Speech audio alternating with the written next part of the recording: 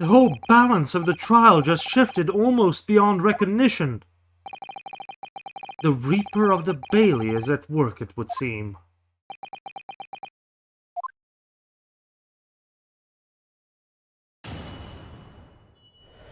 Cross-examination.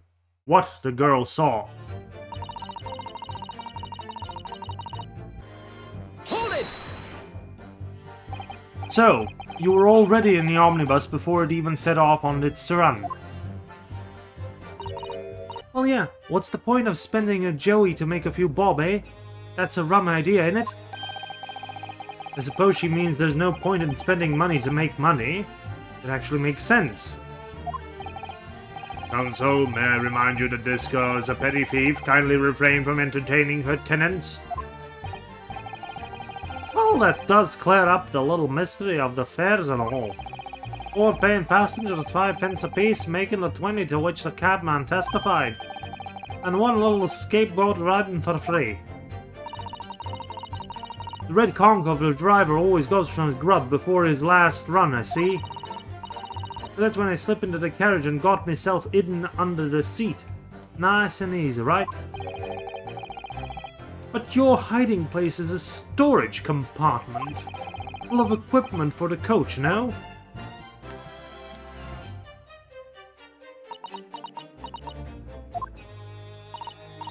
Yeah, there's brushes and buckets and whatnot in there, sure. Always chunk all that out and cram in a corner somewhere. No one ever seems to bother much. And yet, according to the report filed by the police officer who first arrived at the scene, the compartment was full of such paraphernalia. Well, I don't know nothing about that. Like I said, I moved all that stuff out so I could hide under the seat. That's all I can tell you. It seems we've reached the end of that line of inquiry. Continue.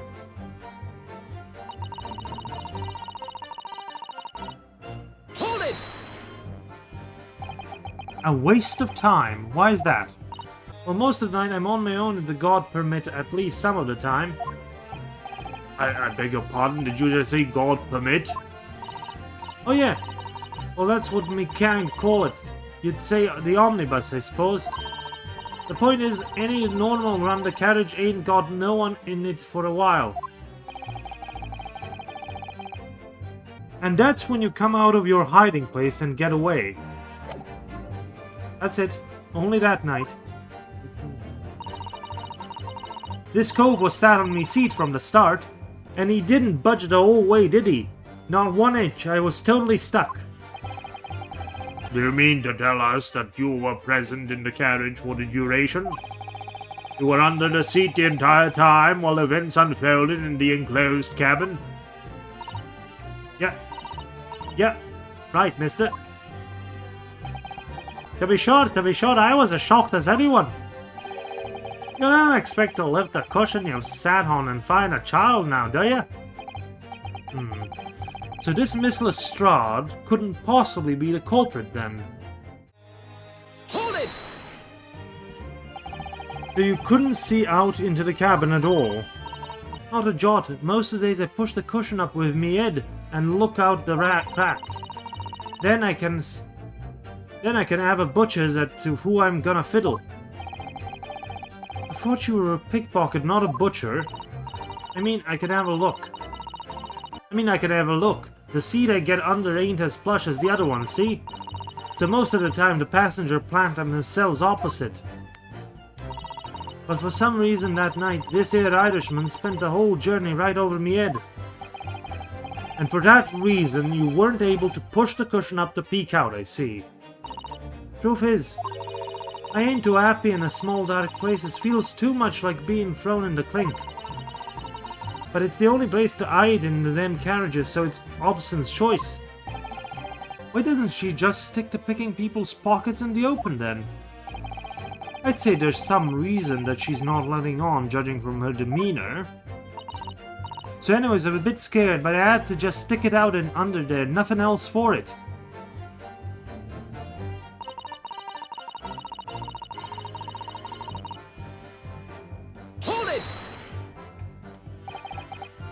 When you say a loud bang, do you mean the noise of someone falling to the floor? Could have been, suppose. I don't remember so well. Point is, it made me jump. And you let out a scream involuntarily. That's right. And then I felt the cushions out of my head get lighter all of a sudden.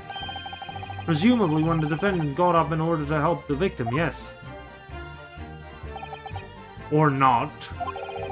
It could equally have been the moment the accused stood in order to stab his victim, could it not? Well, girl, did you see what happened at the crucial moment? Yeah, I saw it. I pushed the cushion up and had a quick butcher's while I had the chance, didn't I? The Irishman was sitting up the bloke what had fallen on the floor in the seat opposite. That matches Mr. McGilded's account, of course. But then, the fella suddenly turns around and looks right at me. I snuck back down again, but it was too late by then. I should never have risked looking.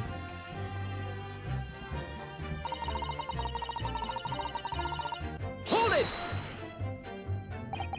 And when Mr. McGilded discovered you, he pulled you out from your hiding place.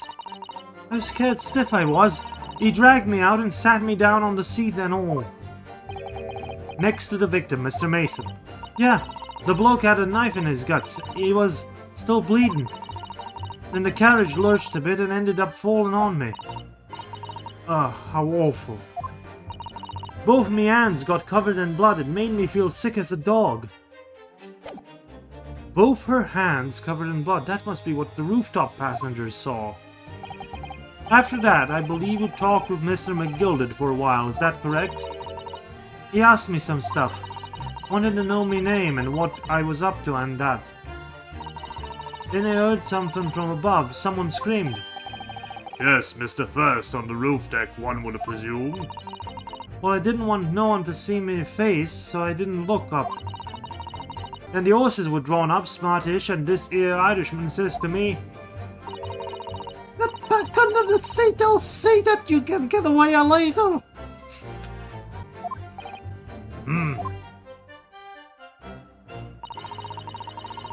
All 6 members of the jury had decided the defendant was innocent. For one brief shining moment that was known as Camelot. It's clear that they are all still very unsure. If we could just find some conclusive piece of evidence among this new testimony, I'm sure we would clinch the verdict we want. Yes, I think you're right. And I have this niggling feeling. Something's bothering, but I just can't quite put my finger on it. But for some reason that night the Irishman spent the full journey on my head. And for that reason you weren't able to push the cushions up and peek out, I see.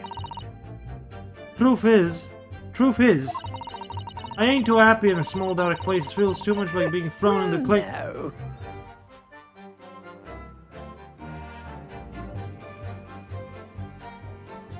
Hello? Excuse me.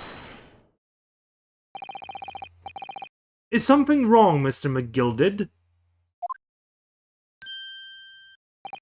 Oh, I do apologize. Was there something the matter, Counsel? I'm just wondering if Miss Lestrade's last comment made something occur to you, perhaps? You seem to be thinking something to yourself? Oh, no, 'twas nothing important. I was feeling bad for the poor lass is all. I remember feeling desperate myself as a young lad shut up in the dark. 'Twas terrifying, so it was. I see. Yes, I'm sure we can all sympathize. I'm still scared of the dark now. And I don't know about yourselves, but I find the darkness seems to make everything you hear seem that much louder as well. Yeah. I suppose it does, maybe? Miss Lestrade? Did you hear something that night? Anything? An unusual noise, perhaps?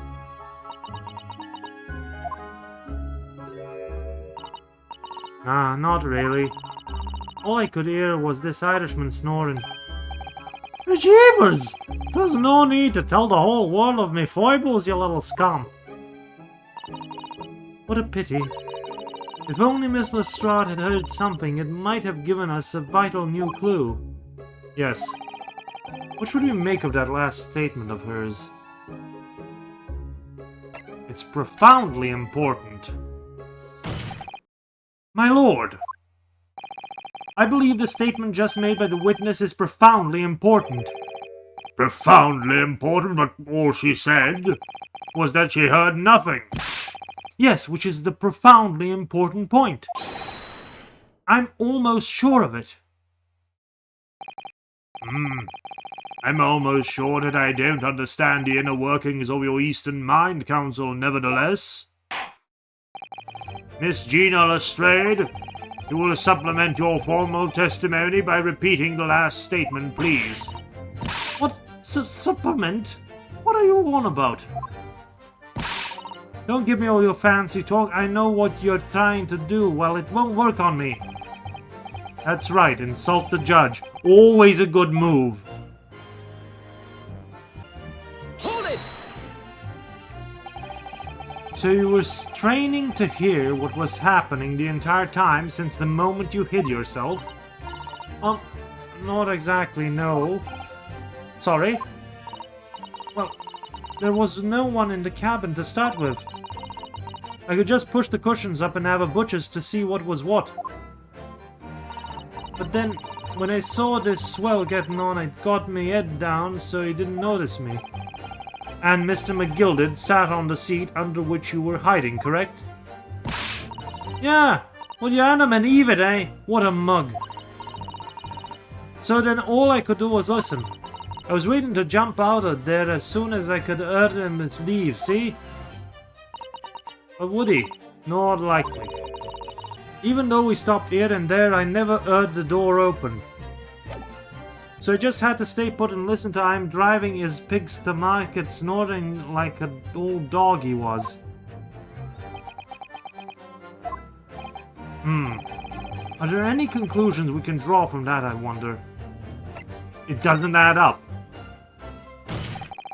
Miss Lestrade, what you have just told the court is clearly at odds with the facts. Ah! At odds? Are you sure, man? Absolutely. It seems my learned Nipponese friend is not as dull-witted as I feared. So even Van Zykes realized it too. I think Van Zykes realized it 5 chapters ago. Counsel, I must insist that you bolster your claim with evidence, or some complicit party's name at the very least. Yes, my lord. I expect you to demonstrate this alleged contradiction to the court. According to Miss Lestrade, while she was hiding in the omnibus that night, she heard nothing but the sound of Mr. McGilded snoring. But think, Ryonosuke, think! There's something else she should have heard. Show a person. Very well, my lord. Allow me to elaborate. On a particular sound that Miss Lestrade could not have failed to hear on the night in question. The sound very clearly explained by the presence of the following person. Take that! Price fired, Mason. Yes, my lord. The sound that Miss Lestrade cannot have failed to hear is that of the victim, Mr. Mason, boarding the omnibus. Order! Explain your reasoning, counsel. Miss Lestrade, allow me to confirm something. You claimed earlier that you were the first person on board the omnibus, is that correct? Yeah, of course I was. I got on while the driver was in the pub, didn't I? And the next person to board the omnibus was Mr. McGilded. That I was. Not a soul was in the cabin when I climbed on board. At least not in plain sight. So you were, to all intents and purposes, alone in the enclosed cabin of the omnibus at that time. Didn't I just say as much? I wasn't traveling with anyone else, if that's what you mean.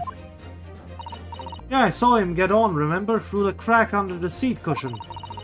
He was on his own, for sure. And from what we've heard, the carriage made a number of stops after that on its onward journey. During which time did you not hear the door opening or closing at all? Nah, I never heard it. That's exactly what I'm listening for, wasn't it?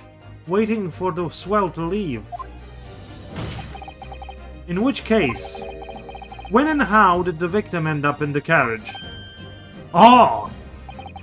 We know that the victim collapsed inside the enclosed cabin of the omnibus. Therefore, Miss Lestrade's statement about what she did or did not hear is at odds with the facts. Ah! Yes, this petty thief's statement was clearly flawed. Lord Van Zykes. Yes. He knew all too well that there was an inconsistency in Miss Lestrade's statement.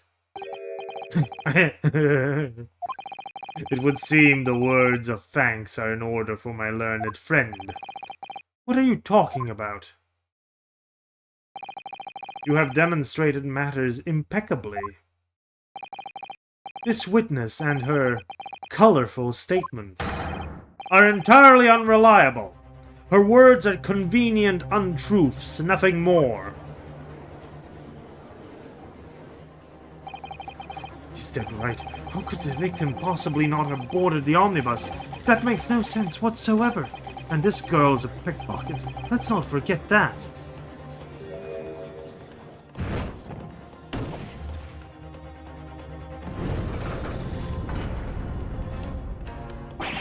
Ah! She didn't even say anything. I didn't want to judge the dear little mite just because she has some rather naughty ways. But I must say, I can't abide liars. And neither can I. Mr. Foreman! I didn't want to judge the girl just because she has some less than salubrious ways, but I must say, I cannot abide liars.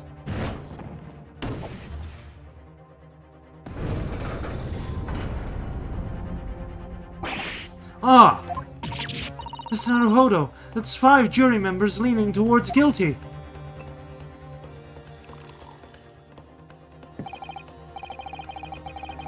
Well, your consideration for others is refreshing, my Nipponese friend. To the considerable troubles you have spared me.